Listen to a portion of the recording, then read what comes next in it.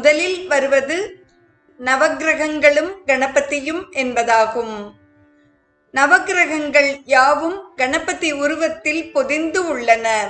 எனவே கணபதியை ஆழ்ந்து வணங்க நவக்கிரக தோஷங்கள், அவர்கள் தரும் கெட்ட பலன்களெல்லாம் மறைந்து நலங்கள் பெருகும் என்பது ஒரு தத்துவம்.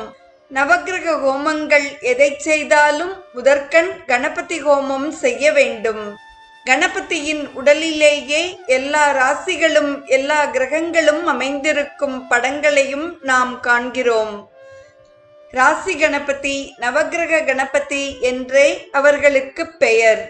ஆகவே கணபதியை ஆழ்ந்து வணங்கிட ராசி கிரக தோஷங்கள் நீங்கி மங்களமும் சௌபாகியங்களும் பெறலாம்.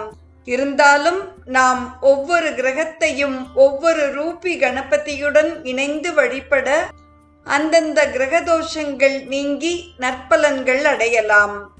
அது குறித்து இங்கே நாம் சிந்திப்போம். சூரியஸ்வரூபி வக்ரதுண்ட கணபதியே நமக.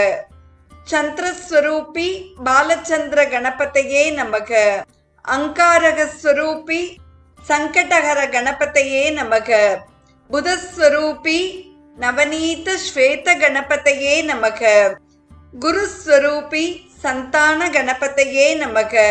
சுக்ரஸ்வரூபி க்ஷிப்ர பிரசாத கணபதியே நமக. சனிஸ்வரூபி அபயப்பிரத கணபதியே நமக. ராகுஸ்வரூபி துர்கா கணபதியே நமக.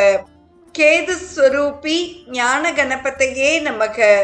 நவக்கிரக சதா சுபக்கிரக ஸ்வரூபி கம் கணபதியே நமக என்பதாகும்.